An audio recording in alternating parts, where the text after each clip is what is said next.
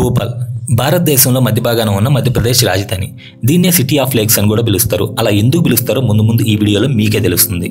జనరల్గా మన తెలుగు వాళ్ళు మధ్యప్రదేశ్ వచ్చారంటే జ్యోతిర్లింగాలు, కొన్ని టూరిస్ట్ ప్లేసెస్ మాత్రమే చూసి వెళ్ళిపోతూ ఉంటారు. ఆబ్వియస్లీ రిమైనింగ్ థింగ్స్ చూడడానికి పెద్దగా టైం కూడా ఉండదనుకోండి. అందుకే నేను ఈ రోజు మీకోసం భోపాల్లో అలా నడుచుకుంటూ తిరుగుతూ ఇక్కడ ఫుడ్ని, మార్కెట్స్ని, లేక్స్ని మీకు చూపించాలనుకుంటున్నాను. ఏ మాత్రం లేట్ చేయకుండా వీడియోలోకి వెళ్ళిపోదాం. వీడియోలోకి వెళ్లే ముందు నా రిక్వెస్ట్ ఏంటంటే వీడియో నచ్చితే లైక్ చేయండి. అలాగే ఈ ప్లేసెస్ గురించి ఫైనల్ గా మీకేమనిపించిందో కామెంట్ చేయండి. Okay, let's start the video.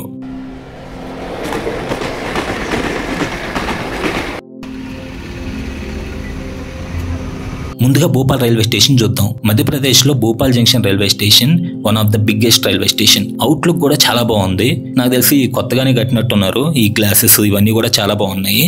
ఇక్కడ క్లీన్నెస్ గురించి నేను మాట్లాడను కానీ రైల్వే స్టేషన్ మాత్రం చాలా బాగా కట్టారు. ఇక్కడ మీరు కూడా ఒక లుక్ వేయండి. చూడడానికైతే అసలు ఎయిర్పోర్ట్ లాగా కట్టారండి. అసలు అద్దాల మేడలాగా మెరిసిపోతుంది. కాకపోతే గోడల కింద మనం చెప్పనక్కర్లేదు, అక్కడ ఎర్రగా మెరిసిపోతా ఉంటది. రైల్వే స్టేషన్ నుంచి బయటికి రాగానే ఎదురుగా చిన్న హోటల్స్. ఇక్కడ చాలా వరకు పోహా ఎక్కువగా సేల్ అవుతుంది. నాకు తెలిసి ఇక్కడ వాళ్ళు పోహా ఎక్కువగా తింటారు అనుకుంటా. చాలా తక్కువ హోటల్స్ లో మాత్రమే రకరకాల దోస్ ఐటమ్స్ మనకు కనిపిస్తాయి. అలాగే రోటీ స్టాల్స్ ఇక్కడ చాలా ఉన్నాయండి బాబు. ఎవరైనా ఇంట్లో ఉంటూనే బయట రోటీ స్టాల్స్ పెట్టుకుని 5 రూపీస్ కి అలా ఓన్లీ రోటీస్ అమ్ముతా ఉంటారు. ఇలాగా నేను భోపాల్లో తిరుగుతున్నప్పుడు చాలా చోట్ల చూసా. సరే, భోపాల్ అంటే సిటీ ఆఫ్ లేక్స్ అని చెప్పాను కదా. ఇక్కడ మెయిన్ గా చెప్పుకునేది చోటా తలాబ్ అంటే లోయర్ లేక్, బడా తలాబ్ అంటే ఉప్పర్ లేక్. ముందు మనం లోయర్ లేక్ కి వెళ్దాం రండి. మనం లోయర్ లేక్ వెళ్ళాలంటే భోపాల్ జంక్షన్ రైల్వే స్టేషన్ నుంచి 3 కిలోమీటర్లు వెళ్ళాలి. మనం ఎక్కడికి వెళ్ళాలన్నా బ్యాటరీ రిక్షాలు ఉంటాయి, ఓలా ఉంటది, ర్యాపిడో ఉంటది, ఊబర్ ఉంటది. ఇలా మనం ఏమైనా కానీ ఇక్కడ యూజ్ చేసుకోవచ్చు. కానీ నేనైతే బ్యాటరీ రిక్షా గానీ, ఓలా, ఊబర్, ర్యాపిడో గానీ యూజ్ చేయట్లేదు. ఎందుకంటే నేను వెళ్ళేటప్పుడు దారి మధ్యలో మార్కెట్స్ ఉన్నాయి. అవి కూడా మీకు చూపించాలి కదా. అందుకే 3 కిలోమీటర్లు నడుచుకుంటూ వెళ్తున్నా. ఇప్పుడే మనం మార్కెట్ రోడ్ లోకి ఎంటర్ అయ్యాం. చూడండి, చాలా పెద్ద హోల్సేల్ షాపులు. ఈ మార్కెట్ దాదాపు 1 కిలోమీటర్ ఉందండి. ఇక్కడ ఫిష్ మార్కెట్ రోడ్ అని పేరు పెట్టారు కానీ ఈ 1 కిలోమీటర్ షాప్ పక్కన షాపు, చికెన్ షాపులు, మటన్ షాపులు, అక్కడక్కడ ఫిష్ షాపులు. అసలు చూసుకుంటూ వెళ్తున్నా అసలు చాలా షాపులు ఉన్నాయి. ఇక్కడ ఒక దగ్గరికి వెళ్ళి కేజీ చికెన్ ఎంత అని అడిగితే 150 రూపీస్ చెప్పారు. కొంచెం తక్కువే అనిపించింది నాకు మన తెలుగు రాష్ట్రాలతో పోల్చుకుంటే. అలా చికెన్ షాపులు అవన్నీ చూసుకుంటూ అసలు ఏంటి ఇదంతా గమనించుకుంటూ వెళ్తుంటే, ఈ ఫిష్ మార్కెట్ రోడ్ లో వెళ్తుంటే నాకు చాలా వరకు మసీదులు కనిపించాయి. ఆల్మోస్ట్ ఒక 5 మసీదుల దాకా కనిపించాయి. చాలా పెద్ద మసీదులు అండి. అందుకే భోపాల్ని సిటీ ఆఫ్ మాస్క్స్ అని కూడా అంటారంట.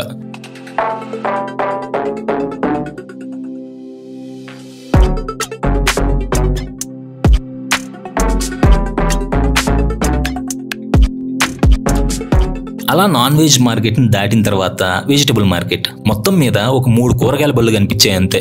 కానీ కూరగాయలు చాలా ఫ్రెష్గా ఉన్నాయి. ఈ 3 కూరగాయల బళ్ళలోనే అన్ని కూరగాయలు దొరుకుతున్నాయి. చూడండి అసలు ఎంత ఫ్రెష్గా ఉన్నాయో.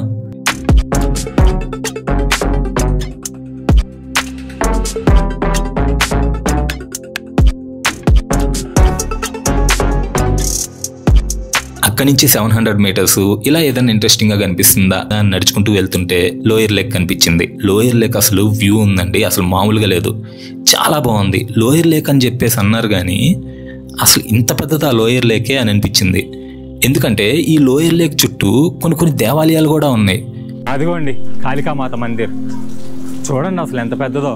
ఈ లేక్ ఉంది కదా, ఈ లేక్ ఒడ్డునే ఉంది. అది చాలా పెద్దదండి. నేను ఏదో చిన్నగా ఉంటుంది అనుకున్నా. మొత్తం 2 ఫ్లోర్స్ ఉన్నాయి. జైన్ టెంపుల్ అని, బిర్లా మందిర్ అని, కాళికామాత టెంపుల్ అని, రాముడికి శివుడికి కలిపి ఒకే దేవాలయం, ఇలా టెంపుల్స్ అయితే ఉన్నాయి. ఇక్కడ జైన్ టెంపుల్, బిర్లా మందిర్ చాలా ఫేమస్. ఒకవేళ మీరు ఇక్కడికి వస్తే వెళ్ళాలనుకుంటే వెళ్ళి విజిట్ చేయండి. ముఖ్యంగా ఇక్కడ శివుడికి రాముడికి కలిపి ఒకే దేవాలయం అని చెప్పాను కదా, ఆ దేవాలయంలోనే కొంచెం లెఫ్ట్ సైడ్కి వెళ్తే లోయర్ లేక్ వ్యూ ఉంటుందండి. ఇప్పుడు నేను మీకు చూపిస్తాను, అసలు అద్దరిపోద్ది.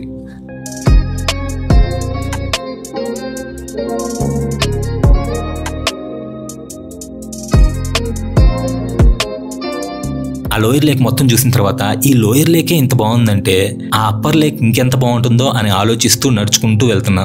లోయర్ లేక్ నుంచి మళ్ళీ 2 కిలోమీటర్స్ నడిచిన తర్వాత ఉప్పర్ లేక్ వచ్చింది. ఈ లోయర్ లేక్ కి ఉప్పర్ లేక్ కి మధ్య ఒక బ్రిడ్జ్ ఉంటుంది. నిజంగా ఆ బ్రిడ్జ్ మీద నడుచుకుంటూ వెళ్ళాలండి. ఆల్మోస్ట్ ఒక 700 మీటర్స్ ఉంటుంది అనుకుంటా. ఆ బ్రిడ్జ్ కేబుల్ బ్రిడ్జ్ చాలా బాగుంటుంది. నడుచుకుంటూ వెళ్తుంటే లెఫ్ట్ సైడ్లో లోయర్ లేకు, రైట్ సైడ్లో అప్పర్ లేకు. వ్యూ బ్యూటిఫుల్గా ఉంటుంది. అలాగే ఇక్కడ చాలా మంది ఫోటోలు కూడా దిగుతున్నారు. అలా నడుచుకుంటూ వెళ్తూ ఈ లేక్స్ని చూస్తుంటే నాకు ఒక డౌట్ వచ్చింది. నేను మధ్యప్రదేశ్ క్యాపిటల్లో ఉన్నానా లేదా ఏదైనా ఒక సముద్రం దగ్గర ఉన్నానా అని డౌట్ వచ్చింది.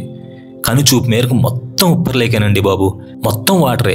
ఈ లేక్ పక్కనే కమలా పార్క్ కూడా ఉంటుంది. మీరెవరైనా వస్తే కమలా పార్క్ వెళ్ళండి. మన ఫ్యామిలీతో ఎంజాయ్ చేయాలనుకుంటే ది బెస్ట్ ప్లేస్. మంచిగా చిల్ అవుతూ ఫ్యామిలీతో బాగా ఎంజాయ్ చేయొచ్చు. సరే, ఇప్పుడు మనం ఉప్పర్ లేక్ దగ్గరికి వెళ్ళి అక్కడ ఎలా ఉందో చూద్దాం రండి. అప్పర్ లేక్ వ్యూ పాయింట్కి వచ్చేసాం.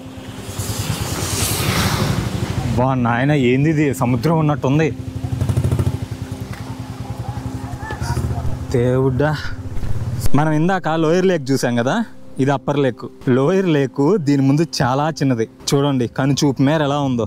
మధ్యలో అక్కడ ఐలాండ్ కూడా ఉంది. ఇవిగో బోట్స్ చూడండి. ఆ సైడ్ అయితే కొంగ షేప్లో ఉంది బోటు. ఇంకా చాలా షేప్స్ ఉన్నాయి ఈ బోట్లకి. ఆ బోటింగ్ పాయింట్ కొంచెం దూరంలో ఉంది, కొంచెం ముందు ఉంది. అక్కడ మీకు ఐలాండ్ కనిపిస్తుంది. ఆ మధ్యలో ఐలాండ్ దగ్గరికి తీసుకెళ్తారేమో ఐ థింక్. బాగుందండి ఐలాండ్ మాత్రం. ఈ లేక్ మొత్తం సముద్రం లాగా ఉంది, మధ్యలో ఐలాండ్ బాగుంది. వర్షం పడుతుంది కదా, అప్పర్ లేక్ ఎదురుగానే ఒక చిన్న వాటర్ ఫాల్. మెట్ల మీద నుంచి చూడండి జలజల ఎలా జారుతుందో. ఇంకొంచెం అలా ముందుకెళ్తే మనకి బోటింగ్ పాయింట్ ఉంది. ఒకసారి ఆ బోటింగ్ పాయింట్ కూడా చూపించేస్తాను పదండి. వర్షం అయితే గట్టిగా పడుతుందండి బాబు. ఇక్కడ రెంటెడ్ సైకిల్స్ ఉన్నాయి చూడండి. చార్టెడ్ భోపాల్ అంట దీని పేరు. మనం కావాలంటే పే చేసి తీసుకెళ్ళిపోవచ్చు. ఇది చూడండి ఎంత చిన్నగా ఉన్నాయో, బాగున్నాయి కదా. మనకి హైదరాబాద్ లో కూడా మెట్రో దగ్గర ఉండేటి అంతకు ముందు. ఇక్కడ ఐ లవ్ భోపాల్ బోర్డు. ఈ సైడ్ మొత్తం ఫుడ్ కోర్ట్సే. ఆ సైడ్ లేక్ వ్యూ, బోటింగ్, ఈ సైడ్ మొత్తం ఫుడ్ కోర్ట్స్. వర్షం పడుతుంటేనే ఇన్ని కార్లు, ఇంత ట్రాఫిక్ అయితే ఒకవేళ వర్షం లేకపోతే ఇక్కడ పరిస్థితి ఆలోచించండి. ఇంతమంది వస్తున్నారంటే నిజంగా అసలు ఎలా ఉందో మీరే అర్థం చేసుకోండి. మీకు చూపించాను కదా, A to Z యాక్టివిటీస్ ఇక్కడే ఉన్నాయి. మీ గేమ్ జోన్స్, ఇటు పక్క లేక్ వ్యూ, ఫుడ్, పాతకాలం నాటి లోకోమోటివ్ చూడండి. ఐ థింక్ బొగ్గుతో నడిచేది అనుకుంటున్నా. ఇది MPT బోట్ క్లబ్. ఇదేనండి ఎంట్రీ గేట్. ఫస్ట్ వ్యూ అయితే మాత్రం అదిరిపోయింది.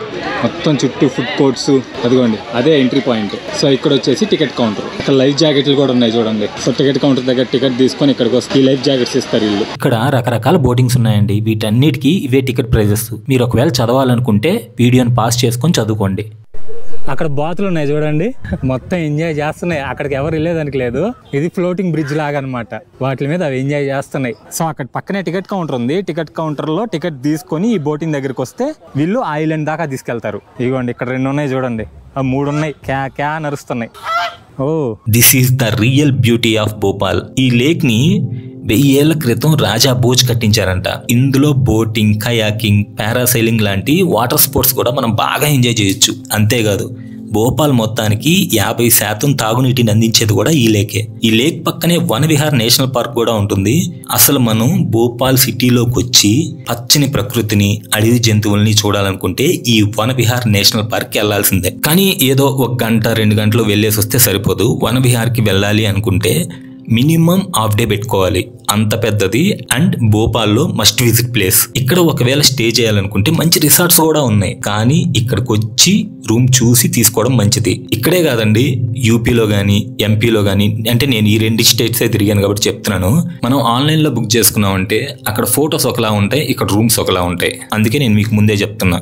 అలాగే మన తెలుగు రాష్ట్రాల నుంచి రావాలనుకుంటే విజయవాడ సైడ్ నుంచి, హైదరాబాద్ సైడ్ నుంచి ట్రైన్స్ బాగానే ఉన్నాయి. ఒక్కసారి IRCTCలో చెక్ చేయండి. నేను కూడా కింద డిస్క్రిప్షన్ లో ట్రైన్ డీటెయిల్స్ ఇస్తా. ఇక్కడ నుంచి మనం ఓంకారేశ్వర్కి వెళ్ళాలన్నా, ఉజ్జయినికి వెళ్ళాలన్నా 200 నుంచి 250 కిలోమీటర్లు డిస్టెన్స్ ఉంటుంది. మనం ఇండోర్ నుంచైనా వెళ్ళొచ్చు, లేదా ఉజ్జయినికి కూడా డైరెక్ట్ ట్రైన్స్ ఉన్నాయి.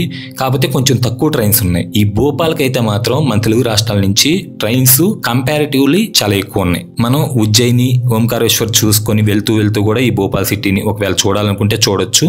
వీణా ఇక్కడ వీళ్ళు చూడండి, వేస్ట్ ను పడేయకుండా ఆ వేస్ట్ తో ఎంత బ్యూటిఫుల్ గా వీణను తయారు చేశారు. నేనే 6 అడుగుల 2 అంగుళాలు, నేనే దాని తీగ దాకా రాను, అంత పొడుగుంది ఇది.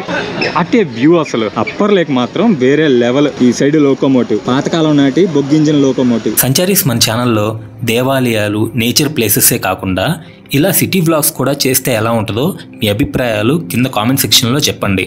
అలాగే ఇప్పుడు మీరు మధ్యప్రదేశ్లోని భోపాల్ సిటీని చూశారు కదా, ఈ వ్లాగ్ ఎలా అనిపించిందో కూడా కింద కామెంట్ సెక్షన్లో కామెంట్ చేయండి. ఎందుకంటే మీ ప్రతి ఒపీనియన్ నాకు ఇంపార్టెంటే. మీ సపోర్ట్ నాకు ఎప్పుడూ అవసరమే. వీడియో మీకు నచ్చినట్లయితే లైక్ చేసి హైప్ బటన్ని గట్టిగా ప్రెస్ చేసి మన ఛానల్ని సబ్స్క్రైబ్ చేసుకొని ఈ సింగిల్ సంచారిని సపోర్ట్ చేయండి.